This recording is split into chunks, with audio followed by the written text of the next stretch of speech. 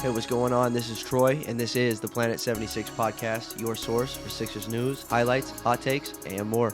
Welcome to the show.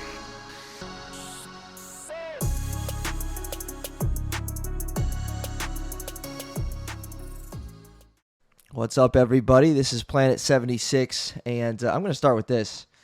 Joel Embiid is in Philadelphia to stay, signing a 4-year, $196 million contract extension, putting him in contract through the 2026-27 season. Today is, Tuesday the 17th. Joel got that extension today. Man, we're excited about it. It's a pretty cool thing. Just considering Joel sat for his first 2 seasons. This is now his second, max contract kind of thing. It's exciting. I don't know about you, but that's pretty cool. I love Joel and excited he's here to stay. Yeah, I couldn't be happier, honestly. I'm really glad that they got something done. A lot of people may have been a little bit scared that Embiid was going to leave. So hopefully those fears and concerns are out the window now because he's here to stay through 2027, thankfully. Franchise player, you want to lock him down. Yeah, I'm very excited, yeah. It is exciting, and he clearly, I think I saw you said something about it today, about, Joel not being here and, even speaking to his loyalty. He's never not said that he's always said, I want to stay here. I want to retire here. He said it again today. He loves this city, and he seems to desire to be a Sixer for life, and at least now we don't have to worry about that at all for the next number of years he's here. He wants to bring a championship here, and you love a franchise guy like that. Exactly. Without a doubt. So exciting stuff here to break in with Planet 76. This is our 14th episode of the pod. Really cool. We've been rolling along. We've got some really good feedback from some of our listeners and viewers, and so we appreciate all that. We're approaching 200 followers on Instagram. I think only like 8 or 9 away right now. So if you're listening and you don't follow us on Instagram, even if you don't have an Instagram, make an Instagram, follow us, and that would be awesome. Planet 76 podcast. I'm one of your co-hosts, Troy. You heard Michael with me as well, and we're a podcast that covers all things 76ers. We're a weekly podcast. We've been rolling them out now for, I guess, the last 14 weeks, and so even through the summer, there's plenty to talk about, like Joel Embiid's extension, some summer league stuff we'll get into today, some schedule updates for the 2021-22 season dropped.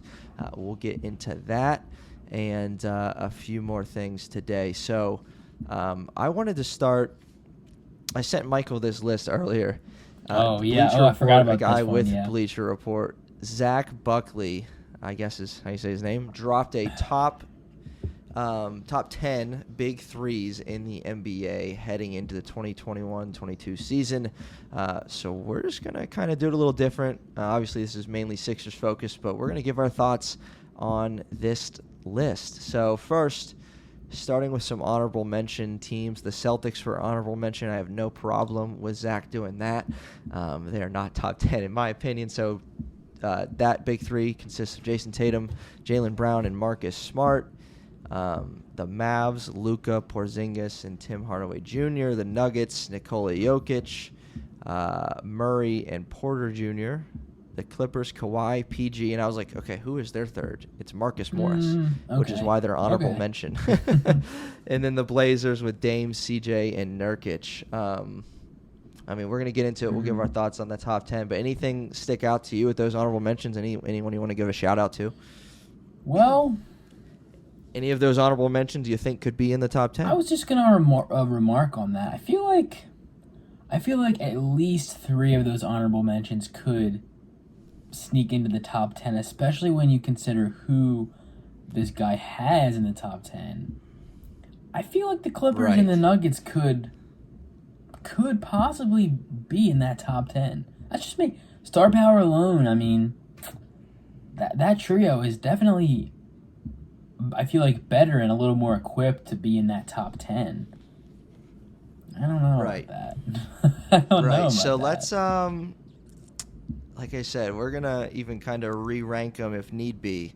So let's, and I agree with you. I think, too, it's it's almost amazing how you look at the Clippers and you look at if Zach Buckley were to make a list of the top 10 duos in the NBA, Kawhi and Paul George are guaranteed to be top 4. Oh, yeah. Definitely.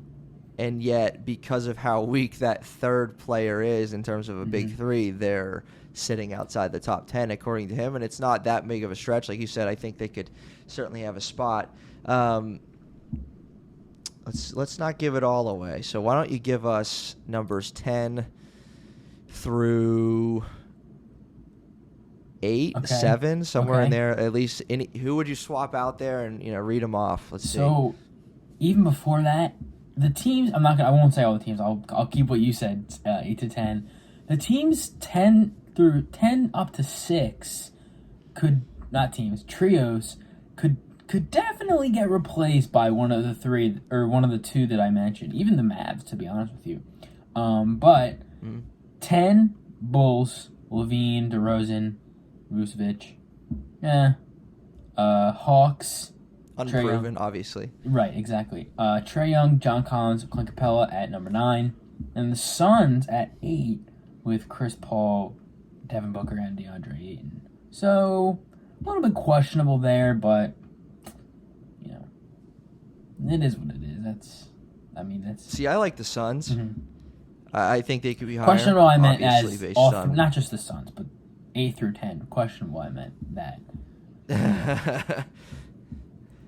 I think the Suns could be higher. We'll get into that. Wow. But yeah, I could see the Nuggets being in there over the Bulls for sure. I could see the Clippers being in there again, just carried by their 2 guys, but nonetheless in there.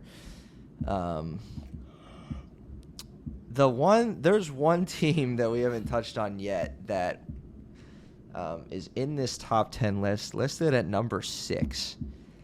And I don't know if we're still living in the bubble, but I don't think they belong at 6. I think they're 9, 10, or honorable mention, and that's the Miami Heat with Jimmy, Bam Adebayo, and now Kyle Lowry. I don't know if you agree, disagree, but I don't think they're the 6th best trio in the NBA.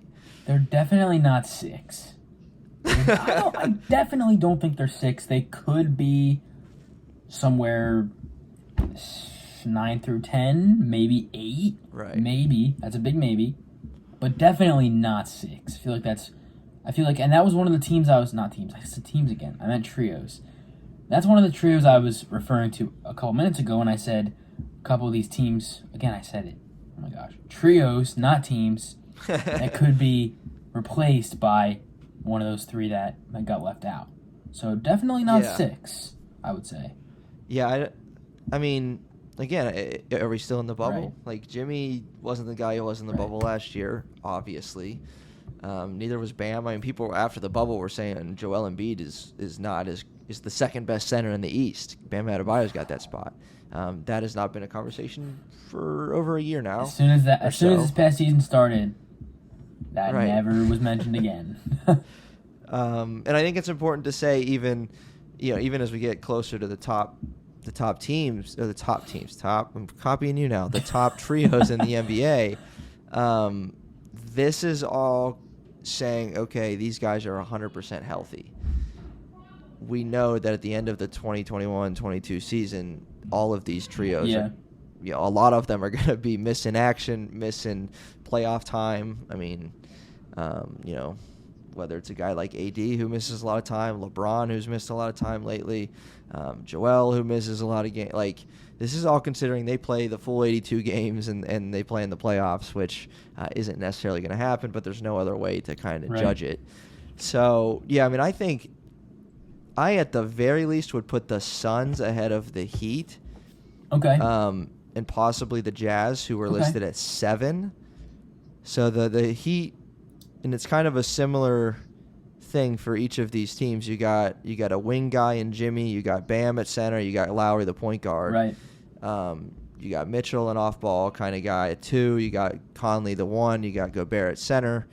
And the same kind of thing with the Suns, a point guard, a guard, and a center. So I'd almost go as far to re-rank them, and there might be some recency bias, but why not? why not have the Suns ahead of the Heat and the Jazz, followed by the Jazz and then the Heat at 8 at the best? That's kind of what I would do, actually. I don't mind that at all. I don't really have any particular issues with the Suns being 8. I feel like they probably could be higher for sure. Definitely. Yeah. And mostly because of it's hard to, I don't know. I mean, I'm sure you might agree, but it's hard to rank trios that have players who haven't played with these teams yet. So it's kind of, and obviously Lowry has the talent, and then with the Bulls, DeRozan has the talent, obviously.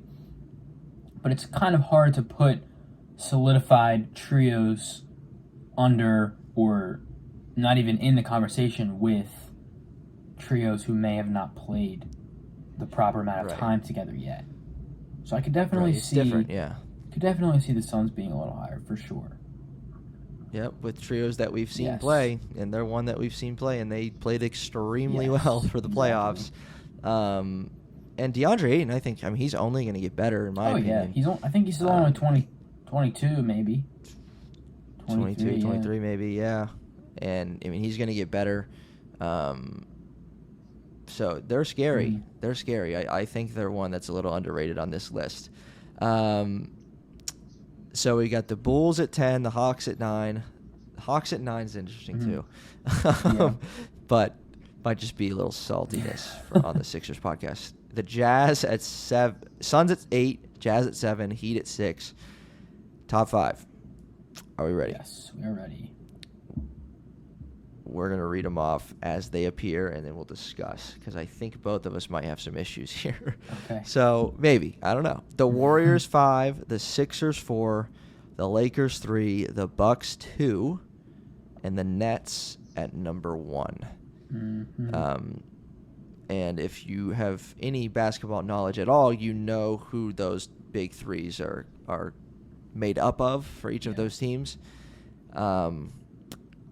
Any issues there? So the Sixers, Joel, Ben, and Tobias, as it stands right now, at number 4 in the NBA trios. What are your thoughts on top 5? Well, if Klay Thompson is going to be the Klay Thompson that we know, I would probably put the Warriors at 4, and I would move the Sixers 5. Now, again, we have the issue of Russell Westbrook having not played any time with the Lakers. So we go back to the discussion of how can you rank a trio with one or two guys that haven't played enough time together yet. So, and again, Russell Westbrook is better than Kyle Lowry, but the same rule applies. I feel like, and even though, yes, this is an insanely talented trio, we know the amount of talent that these players as individuals have, but as a trio, we're not sure yet. So, I mean, I don't know if I would move the Warriors up to 3. Maybe. I feel like maybe the Warriors and Lakers could be interchangeable, but 1 and 2 are definitely like that. That's 1 and 2 are the only spots, on this list in the top 10 that I would say have nothing wrong, no changing, are solidified where they are. And are in their correct order, yeah. In correct order as well, yeah. Okay. Yeah, I agree that the Warriors, again, I mean, that team's amazing when they're all healthy. So, and like you said, if Klay comes back to what we know him to be, you got to think they'd be ahead of Philly. Lakers, we don't know. We know they're talented. I mean, that's certainly the it's got to be the most decorated of these big threes. Although the Nets are pretty decorated too. I don't know what you count as decoration, but that's tough. Jeez. Wow. So the Nets listed at 1. Again, the biggest problem that they had this year was health. I mean, they played 8 or 9 games together, that trio, before the playoffs, and so that hurt them. That's certainly not the strongest defensive big three in this list. But those guys are special. Kevin Durant, James Harden, and Kyrie Irving. So I have no issue putting them at 1. And it's tough with the Bucks. So like in my head, I'm like, okay, the Bucks need to move down. But also in my head, I'm like, okay, the Bucks just won the NBA Finals. So what kind of list can you have any defending champion lower than 2? Like, how can you do that? True. So I have no problem with the Bucks there. I think you got to throw some respect their way, obviously, for obvious reasons. Obviously, that big 3 is with Giannis, Chris Middleton, and Drew Holiday.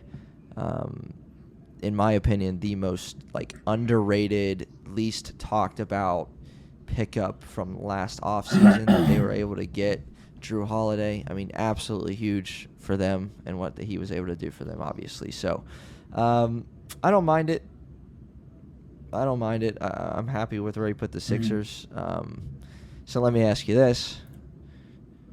You might see this coming. Wait, so then would you put do you agree with the Warriors over the Lakers, or no? You don't agree with that? That's so hard. That is so hard because they're so proven and the Lakers are so not. Yeah. It's tough. Oh my goodness. On names alone and not coaching, not supporting cast, on names alone I put the Lakers ahead of them, but yeah. I mean, it wouldn't surprise me if the Warriors, if they're healthy, they come out and just get back to their winning ways. That would not surprise me. So, but I don't mind those. I don't mind the Warriors at 4. But then you almost got to ask, how far could I put the Suns on this list and be comfortable? Could I put the Suns in the top 5? You could. I wouldn't, but you could definitely. I feel like you definitely could. I could, but then that means I got to put them over Philly, and it's like, what? What do I do? But I mean, they made the NBA Finals. You know what I mean? But to your point too, this isn't a team thing. This is a big 3 thing, and some of the supporting cast for the Suns really, really played well for them to get to where they were. So what changes on this? If let's just throw a name out there. Let's just throw some random name, first name I think of, Damian Lillard. Let's put him in there for Ben Simmons. Where do the Sixers land? Well, we have to use the same rule. The same rule would apply. Yep. I mean, I think it would. I would go with the same. Honestly, I would say the same exact thing that I said. I would probably put the Warriors over them. I mean, I would not. Until it's proven. I mean, and the thing is though, Dame is better than Russell Westbrook and Kyle Lowry. So I don't know. Or maybe I would just keep them at 4. And he's up there next to Kyrie. Yeah. Maybe put him where? I would maybe I would just keep the Sixers at 4. Okay. Yeah. Yeah, I think I would just keep them at 4. Well, oh man, I don't know. It's tough. That's so tough. They would be at minimum they'd be 3. I'm sorry, at max they'd be 3. Right. They would not be any higher than 3, and no lower than 5. So I'll just say that, and I'm done. Okay, that's fair. That's fair. I think. Tobias Harris is obviously the factor, and not a slight against him. He had a great year. But if this is a duos list, you could argue that the Sixers are number 1. Having not played together. What do you mean? Giannis and Harden. If it's a Giannis and Harden duo, that's better than Damon and Embiid. No, I mean Giannis and who? I'm sorry, and Durant and Harden. I'm sorry. Durant and Harden. That's the best duo on the list, for sure. Yeah, it probably is. But I'm just saying, it's a closer argument. I agree. And I think well, again, and you got to play health into this and say that they're all healthy. Obviously, LeBron and AD is there, duh. But is AD?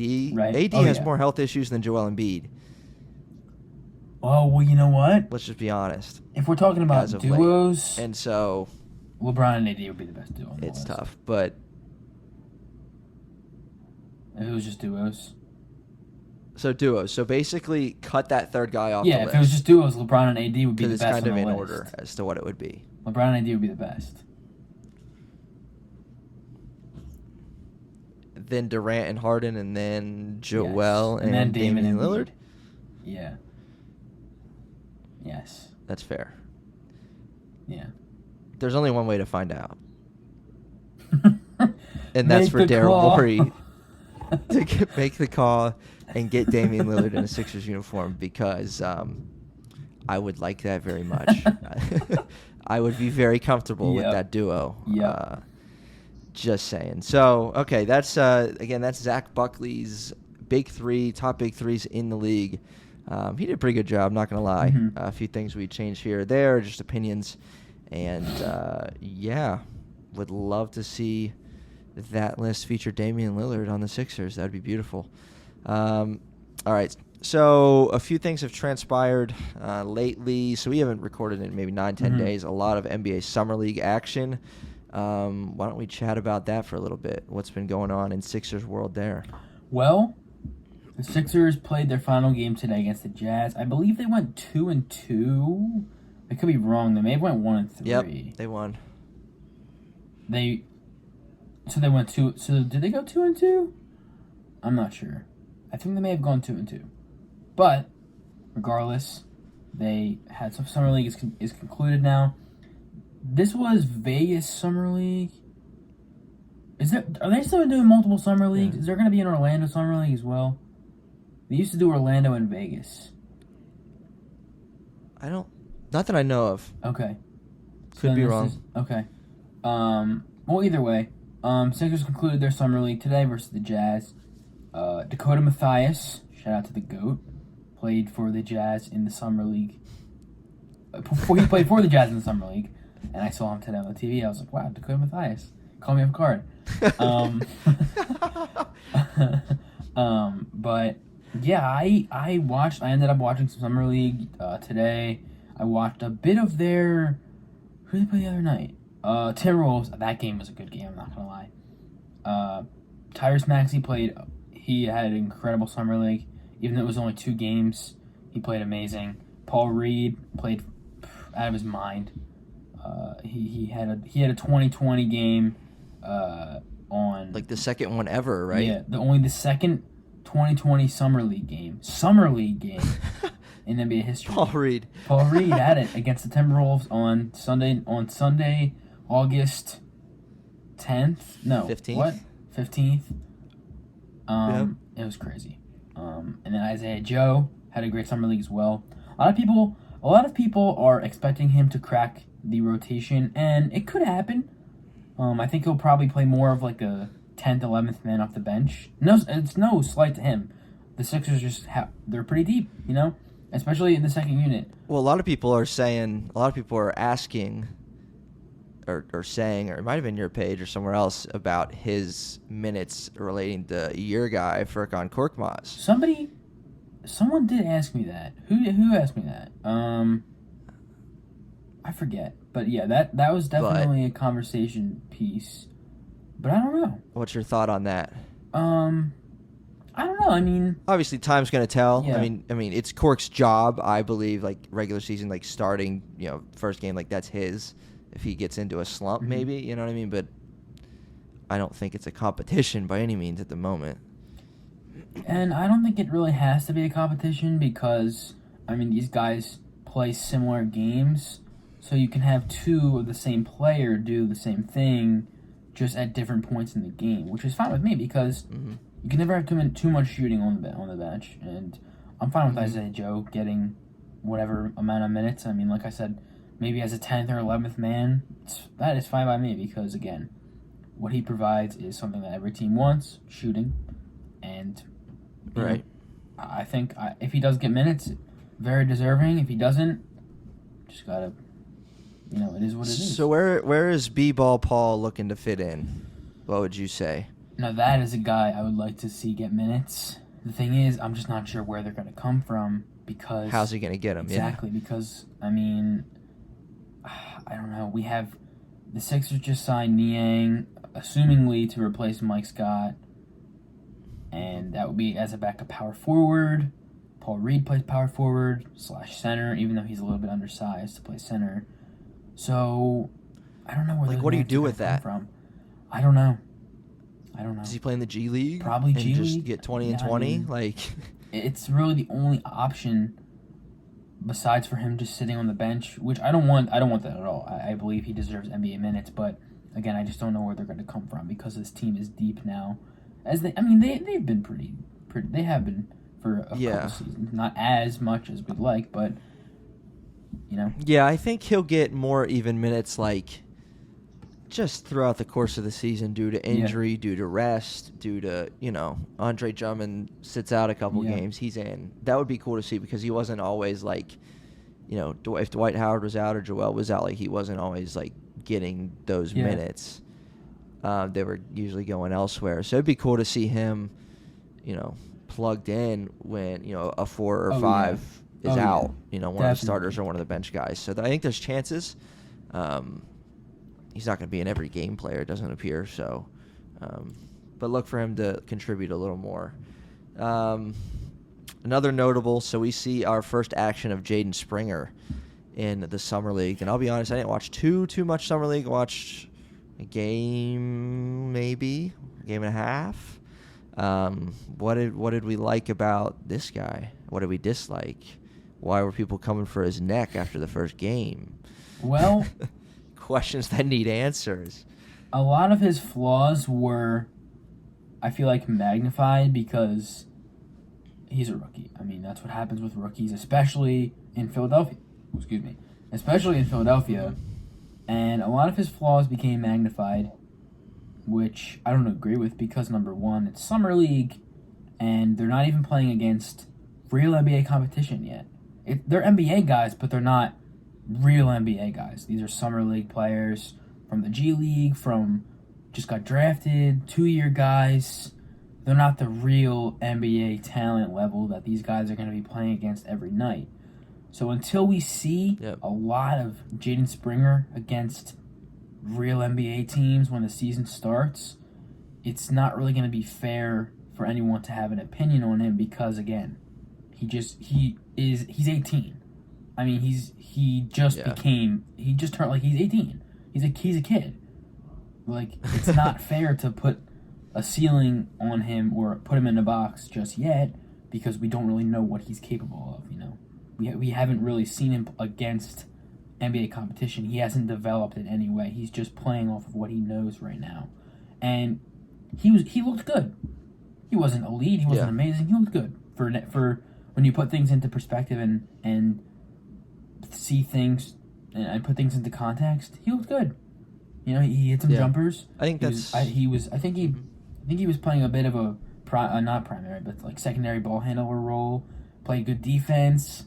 Got out in transition. He's not a great shooter, but that can be learned. Right. Yeah, I think that's fair. Like you said, he's a kid. He's 18. Yeah. I would say, I don't know exactly what his numbers were in previous games, but today against the Jazz, in a win against the Jazz, he had over 20 points, 21, something like that. That's encouraging to see him end his Summer League debut, debut in a Sixers uniform in Summer League with a 20-point game. He's young, and even as we mentioned on our last episode, like, because he's so young and because he's not Cade Cunningham, like, NBA ready to that degree, same age, just not that level, or else he's a top 10 pick. It's going to take some time. Even a difference in he and Matisse. Matisse played 4 years of college basketball. He was very NBA ready. He's a grown man. And he has something that, like, no one else in his class had, just the instinct and awareness and level of defense that he can play and immediately come in and make an impact. Springer, it might take some time, and I think we're okay with that because, where the heck does he even fit? Right. He has the time. In terms of minutes and stuff like that, so. He has the time. Yeah. This is what I'm saying. There's no reason to put a ceiling on him as a player yet. There's no pressure. There should be no pressure for this kid. Mm-hmm. We don't really need him yet. Yeah. Yeah, he wasn't picked as like, okay, this dude better make a Yeah. difference day one or we're screwed. Yeah. That's not what this is. And I think we need to be okay with that. Sixers fans need to be okay with that. And when we see him play, cheer him on and hope he does well. And hope it, practice. Even being around NBA dudes in practice every day. In training camp and things. Yep. I mean, he's going to improve quickly. That's the hope. That's why we picked him in the first round as an 18-year-old kid, because he's going to improve. Exactly. And he'll make strides pretty quickly. Exactly. All right. What else? I mean, pretty much that's about it. In terms of Summer League, the Sixers, part of their schedule got released today. Mm-hmm. A little bit of a mixed reviews on there, especially for my part. Sixers will be playing the Nets for their first game of the season in October on the 22nd, which looks like we're returning to normal with the NBA schedule, because that's usually when the NBA season starts. About right. So I'm glad things are getting back on track, and it looks like the Sixers are going to be playing the Nets on October 22nd. And then we'll host Brooklyn in that one. Sorry, good. That's awesome. They're gonna be at Wells Fargo. That's gonna be a great game. I don't even care if it'll be fun. Regardless of what happens with the whole Simmons crap, that's gonna be a great game. So I'm really looking forward to that, because the Sixers didn't really get to play the full strength Nets last season. They either played Harden or Kyrie, or I think it was Harden or nobody. I think it may have been. I don't even remember. No. I think they did play Kyrie. One of the games was a COVID issue Yes. with the Nets and the Sixers. Yes. We didn't have Seth Curry. Oh yeah, I remember that. Oh no, we didn't. And then, didn't we not even play? Wasn't Kyrie not even playing and we lost? Yeah, he's hard to keep track of. He might have been injuries or family stuff. Like, you never know with him. Because he missed a lot of games for sure. So. Yeah, we didn't, though. We did not play the big three that they have, so hopefully we will to open up the season. Yes, for sure. Then the Christmas schedule was released today. Where did the Sixers fall on that? Well, to a lot of people's surprise, including mine, the Sixers have yet another year of not playing on Christmas Day, which kind of sucks, because I really enjoyed that stretch of Sixers Christmas Day games. It was very great to be able to watch Sixers basketball on Christmas Day. And the Celtics got a game over them. The Knicks got a game over them. Obviously, for ratings, with the Knicks and Hawks little mini rivalry thing that was going on in the playoffs. Understandable, but definitely I would have liked to see the Sixers get a game. Again, especially because they didn't get one last year. I don't think they got one the year before, but I could be wrong. So I definitely would have liked to see them get a game. And again, it is what it is. Another snub for the Sixers, but hopefully next year. Hopefully we can continue next year with the Sixers getting a Christmas Day game, because Yeah, so I think Sixers did get snubbed. It was fun to watch. What was the last Christmas Day game? They were part of the Bucks, hosting the Bucks a couple years ago. That was a good game. Both teams were near the top of the Eastern Conference at that point. We beat them. I think it was a comeback. It's always fun watching the Sixers on Christmas Day. And somehow, as the defending number one seed in the East, they did not get a chance to play on Christmas Day this year. A little interesting. The Hawks at the Knicks will be a fun one. Trae Young in New York City on Christmas Day. I think that'll be a good one to kick off the day.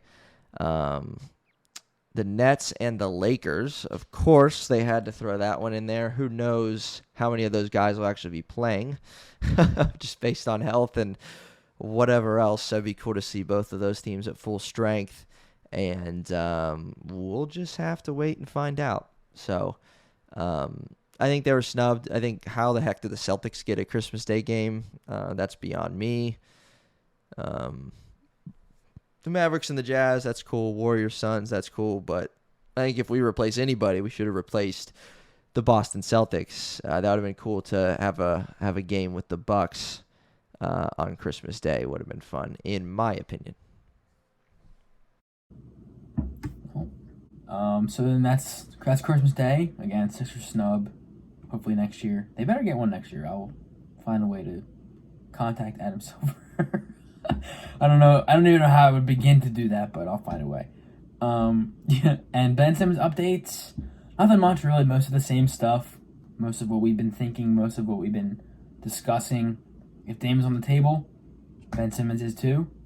Well, I mean, Ben Simmons is technically on the table, I guess, but if Dame's on the table, Ben Simmons will be in a package there will be a package surrounding Ben Simmons in an attempt to acquire Dame. Pretty much all of that is going on right now. Not really much, not really anything new. We wait. We're waiting and waiting and waiting. Damian Lillard, do something. So yeah, we dropped a poll on Planet 76 over the weekend, saying, okay, will Ben Simmons be in a Sixers uniform on opening day? And yes or no. I think like around 70% said yes, 30% no. Interesting. So I think we dropped that. We dropped that after Game 7. Mm-hmm. It's like 95% he's gone. And we dropped that a month ago. It's probably like 80%. So you can kind of see the progression downward of people who actually think it's going to happen, that he's going to be gone. But I think more and more Sixers fans, which we are so proud of you for thinking and realizing that Ben Simmons very well could be on this team. And if he's not, it's because Damian Lillard is. Correct. And we're okay with that. So we'll see how that plays out. Very, very nice to see that. People thinking. It's amazing. Yeah. It's just beautiful. Yeah. We're so proud. Yeah. I know Michael is. He's always talking about it and talking about stories you can't believe and all that fun stuff. So give him a follow if you don't already. Trust the Love on Instagram. He puts out news, updates, stuff like that every single day. Yes. So be sure to do that. Be sure to follow us, Planet 76 Podcast on Instagram. We need Drop a follow. Get us to 200. Heck, who knows where we'll be by the time opening night starts against Brooklyn, 10:22. So that's going to be fun. Excited for that. Counting down the days already. But we're going to be dropping episodes every week till then, and excited for the season to finally get here on October 22nd at the Wells Fargo Center. Maybe we should record like outside the Wells Fargo Center for opening night. That'd be cool. Who knows? All right. We will see you guys next time on Planet 76. Peace.